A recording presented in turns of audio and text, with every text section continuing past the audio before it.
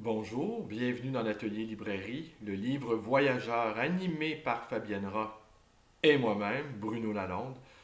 Aujourd'hui, je poursuis cette traversée dans les Landes de la collection Nelson, qui, dans ce format, hein, jaune serein, a connu euh, et 453 titres. Mais il y a eu la collection Victor Hugo, il y a eu toutes sortes aussi d'autres éditions bleues, la couverture elle est bleue. J'ai pas recensé le nombre de tous les titres exactement parus, mais dans cette collection-là, il y en a eu 453. Un petit rappel des faits, ça a été créé en Écosse, mais la filière française, qui a été créée, elle, en 1910. La collection s'arrête en 1964. Hier, je vous ai confié, et puis l'idée fait son chemin, je vous ai confié que je projetais de faire une série sur l'Académie française. Alors là, 1635, ouf, 1635. Alors faites le calcul, j'en ai pour une année. Mais j'en ai pour une année, ce qui va être intéressant à observer, euh, c'est les changements opérés dans la langue. Ça va être un exercice linguistique, ethno-linguistique, hein? Parce que littéralement, je vais m'approprier, mais est-ce à moi, est-ce à nous, locuteurs de langue française, de s'approprier la langue de nos ancêtres? J'imagine que oui.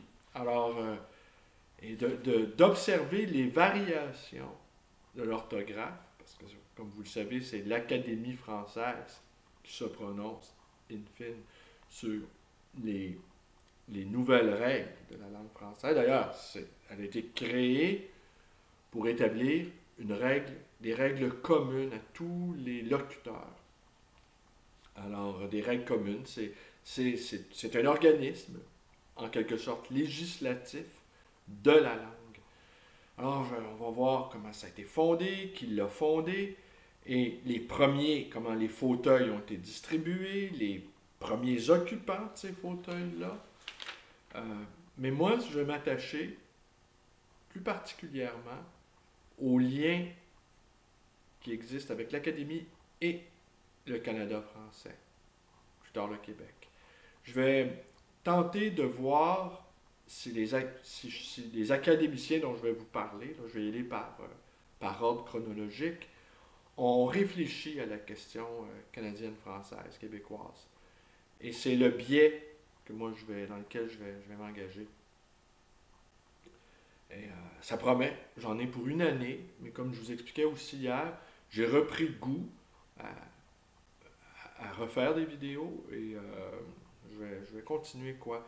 Il y a plein de choses dont je voudrais vous parler. Je voudrais vous parler du livre d'entretien d'Éric Kazan, le fondateur de la Fabrique. Je voudrais vous parler du mystérieux RH, dont je me suis porté acquéreur de la bibliothèque cet hiver.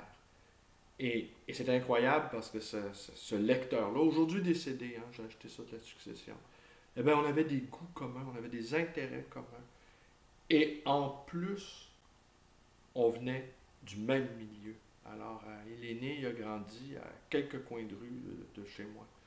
Alors, c'est assez étonnant. Et cet homme-là, un marginal absolu, quoi qu'il travaillait, là, mais peu d'amis, ou enfin, en tout cas, j'ai une vie. Hein, une vie. Lui, il s'intéressait qu'aux livres, presque.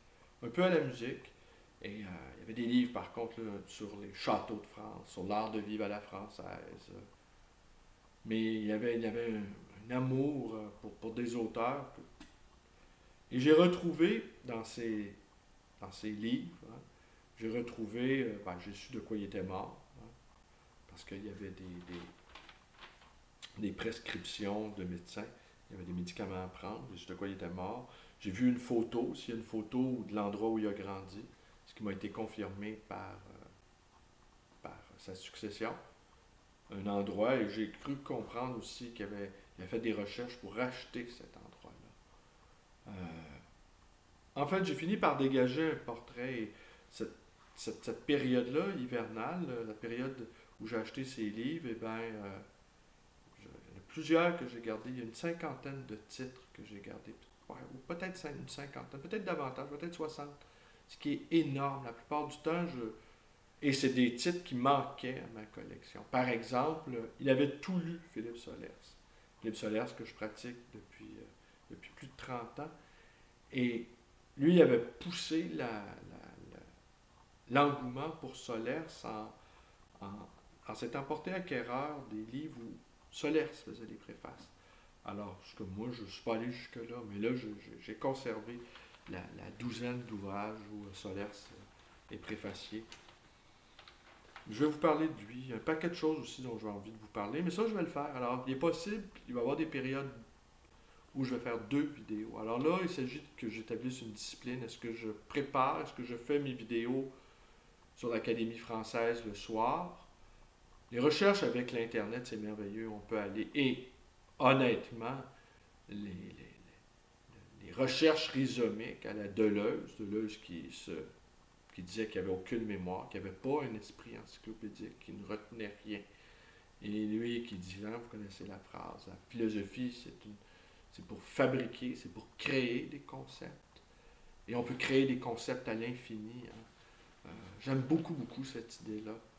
Moi qui n'a pas beaucoup de mémoire, mais en fait, on dit que j'en ai une extraordinaire, mais je me souviens des titres, je me souviens, parce que des gens débarquent dans ma librairie. Ils sont venus me voir il y a 3 ans, ils cherchaient tel auteur, et bien ça reste dans mon esprit. Je me demande bien pourquoi d'ailleurs. En fait, les livres pour moi sont attachés à des humains. Toujours. Alors, j'aimerais bien avoir plus de méthodes, mais l'appel de la vie, l'enracinement dans la vie, l'extrême conscience de la précarité de l'existence, peut disparaître à tout moment, fait de telle sorte que par avance, je suis découragé de fabriquer un système. J'y vois là, évidemment, il y a 2 dangers. C'est de s'enfermer dans un système et c'est refuser d'en avoir un. En tout cas, je me contente au moins, faute de système, je me contente de gérer adéquatement ma librairie. Alors là, il faut une organisation simple, logique, à faible coût. J'explique aux gens qui peuvent se demander si mon entreprise, si l'entreprise de l'atelier librairie. Moi, je dis à Fabienne souvent, moi je m'occupe de la cuisine, là, je suis dans l'arrière-boutique. À mon sens, la vraie affaire, c'est ici que ça se passe, dans l'atelier. C'est un lieu de création incroyable. J'adore y être, j'adore faire des vidéos, là. Et moi, je suis dans l'arrière-boutique, là, même si la boutique est en avant. Je suis dans les cuisines, là. Il y a les marmites qui bouillent, il y a les feux, des fours qui s'allument, il y a les aliments qui crépitent dans la poêle, il y a les couteaux qui s'agitent en coupant les légumes, il y a l'énergie folle, l'énergie trépidante d'une cuisine, de restaurant rempli. Et là, il faut que ça fonctionne.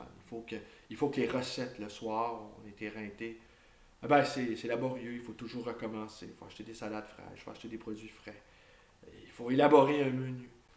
Et c'est le quotidien, c'est le rituel des choses qui se répètent sans fin.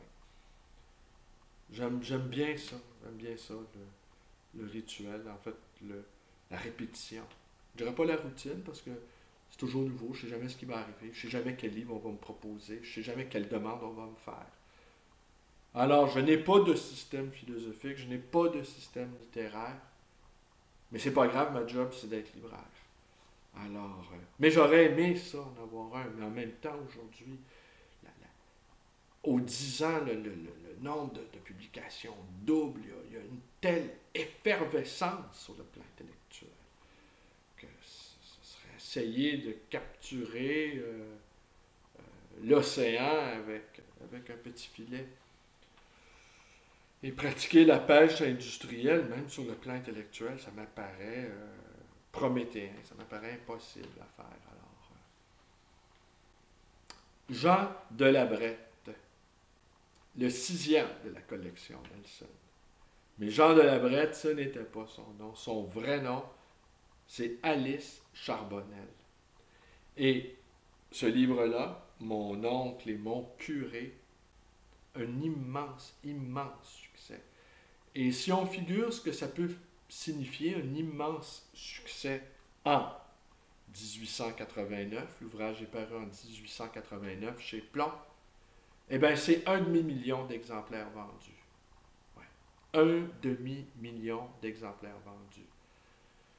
Et qui était cette Alice Charbonnel? Eh bien, on dit que c'est une vieille fille qui a passé, en tout cas, qui a écrit ce livre-là chez sa mère, qui l'a envoyé pressé par ses amis chez un éditeur, sans se faire trop d'illusions quant à la réception de son livre. Mais les diverses critiques que j'ai lues, les divers commentaires que j'ai glanés ici là, nous disent que ce récit-là n'a pas vieilli parce que le style était juste. C'est-à-dire, on n'y retrouve pas les, les, le style ampoulé que vous avez pu, j'en vous avez entendu, hein, c'est ronflant, les mots me manquent. Le mot ronflant, le mot à la fois ronflant, à la fois mièvre, c'est des envolées lyriques insensées et des effets de toge, on dirait aujourd'hui. Alors elle, c'était juste. On dit que c'est léger, c'est simple, il y a de la fraîcheur, elle use de peu de mots, est consciente de ses moyens, et, et on l'attache aussi à une grande lignée, une lignée de femmes de lettres là, qui ont écrit des lettres, Madame de Sévigné et Lafayette. On l'inscrit dans cette tradition-là. Alors c'est un roman sentimental. C'est quoi l'histoire? C'est une jeune fille qui vit quasiment en réclusion chez sa tante, une tante acariâtre, tyrannique, manipulatrice. On dirait d'elle aujourd'hui une perverse narcissique, qui sans doute prend ombrage des qualités physiques et intellectuelles de sa jeune protégée, et qui, à un moment donné, il y a son cousin, il y a un cousin qui débarque, et la jeune fille tombe immédiatement amoureuse de lui. Et là, elle prend conscience, cet amour-là qui l'éveille à la réalité, elle prend conscience qu'elle vit sous un régime de tyrannie, qu'elle est séquestrée, elle commence à se rebiffer. Et elle s'en va chez son autre oncle, qui lui est affable, qui est un homme bon, qui l'accueille avec joie dans son domaine. Et là, le fameux cousin réapparaît. Mais le fameux cousin réapparaît parce qu'il est amoureux de la fille de l'oncle. Et semble-t-il, ce sont des amours réciproques, ce qui chagrine notre jeune héroïne. Alors, voilà. Et je vais vous lire un passage qui est qui est à la fin du livre. Et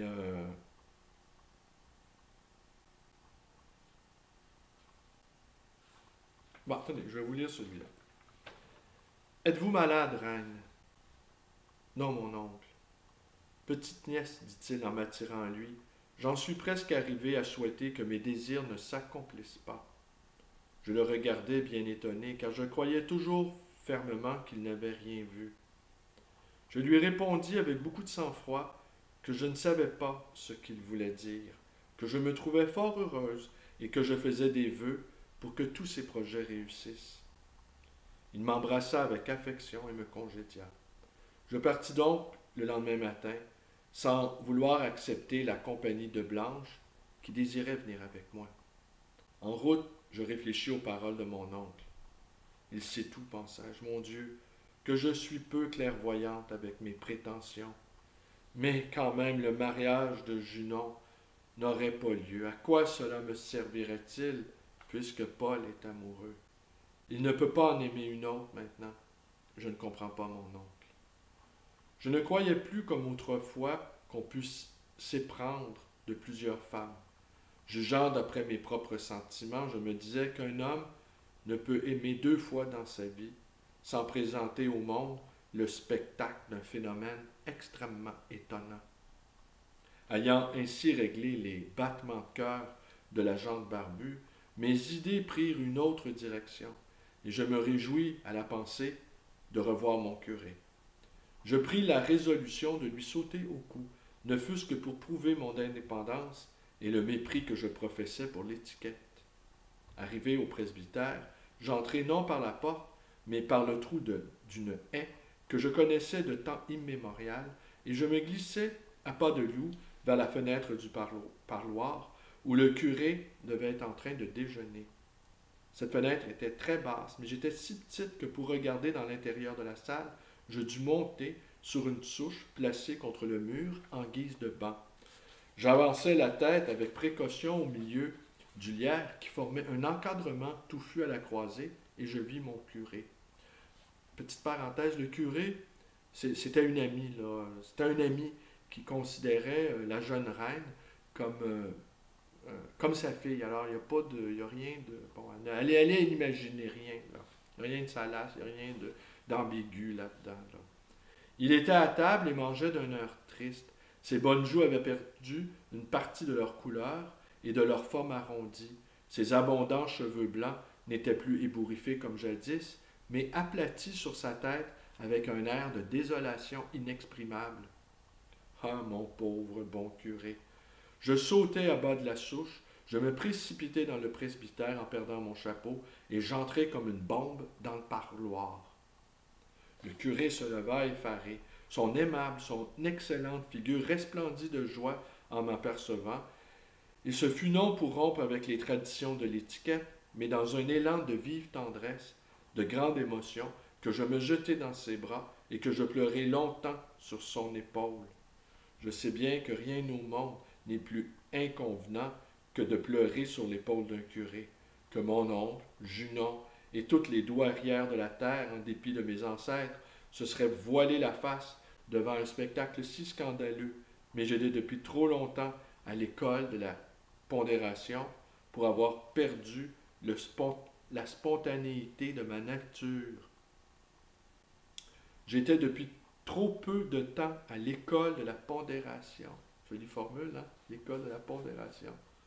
Tiens, d'ailleurs, je tiens pour certain qu'il n'y a que les sots, les poseurs et les gens sans cœur qui prétendent ne jamais sacrifier des lois de convention à un sentiment vrai et profond. La vie est une loque, mon curé, une misérable loque, disais-je en sanglotant. En sommes-nous là, chère petite fille? En sommes-nous là, vraiment? Non, non, ce n'est pas possible.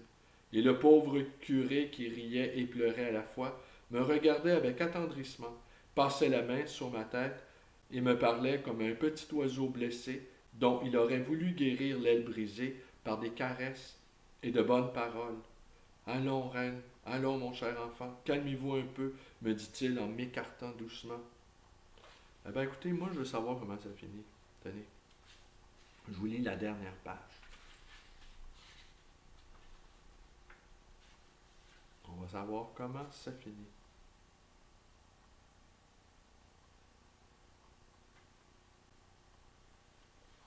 Nous nous regardions en riant, car nous connaissions la sévérité de notre gardien des bonheurs. Je m'approchai de l'excellent homme pour m'extasier avec lui sur une fleur, un arbuste ou un fruit, et je lui disais, « Mon curé, vous rappelez-vous le temps où vous vouliez me persuader que l'amour n'était pas la plus charmante chose du monde? Oh, mon petit enfant, je crois que Bossuet lui-même n'eût pu vous convaincre. Voyons, n'avais-je pas raison? Je commence à croire que si, répondit-il avec son charmant sourire. Le jour de mon mariage se leva radieux pour moi. Jamais la voûte céleste ne m'avait paru plus splendide. Depuis lors, on m'a affirmé que le ciel était très couvert, mais je n'en crois rien. Une foule sympathique se pressait dans l'église. On chuchotait. Quelle jolie mariée! Comme elle a l'air heureux et tranquille. Il est certain que j'étais étonnamment calme. Mais pourquoi me serais-je tourmenté? Mon rêve le plus cher s'accomplissait. Un avenir de bonheur s'ouvrait devant moi, et pas la plus légère inquiétude ne venait m'agiter. Je vis confusément quelques douairières qui souriaient sur mon passage, et je fus prise d'une immense pitié en songeant qu'elles étaient trop vieilles pour se marier. L'orgue résonnait si joyeusement que, en ce moment, je revins un peu de mes préventions sur la musique. L'hôtel était paré de fleurs étincelant de lumière, et tous les détails de l'arrangement, présidés par le goût artistique de Junon, charmaient mes yeux. Mon mari passa l'anneau nuptial à mon doigt d'une main mal assurée, en mordant sa jolie moustache pour dissimuler le tremblement de ses lèvres. Il était bien plus ému que moi, et son regard me disait que j'aurais aimé m'entendre répéter éternellement. Et vraiment, on eût vainement cherché sur la Terre et dans toutes les autres planètes de l'univers un visage aussi rayonnant que celui de mon curé. Et bien voilà. Est-ce qu'elle a marié son cousin? Sans doute que oui. Mais bon, alors, mon oncle et mon curé, de Jean de la Brière, de son vrai nom, Alice Charbonnel. C'est tout pour aujourd'hui. Je vous remercie d'être avec moi. Cette série-là de la collection Nelson va se poursuivre encore une petite douzaine de vidéos. Et après, ben, je fais relâche. Et je reviens. Je vais revenir en force avec cette série-là sur les académiciens. Hein. Il y en a, écoutez, j'ose plusieurs centaines. Alors, ça va être quelque chose. Ça va être une vraie ça va être une vraie série. Hein. À mon sens, c'est unique. Hein. Et je vais apprendre. Et comme je vous dis, moi, le biais sur lequel je vais particulièrement me concentrer, ça va être le rapport avec la Nouvelle-France, le Canada français et le Québec. Alors, si mes vidéos vous plaisent, d'abord abonnez-vous à celle de mon épouse, Fabienne Roch. Après, vous pouvez vous abonner aux miennes. Vous pouvez nous rendre visite à cet atelier librairie, le Livre Voyageur, dans le quartier Villeray à Montréal, 2319 rue Bélanger, et vous pouvez nous téléphoner 514-736-0999. Je vous remercie d'être avec moi. Portez-vous bien. Bonne journée à tous.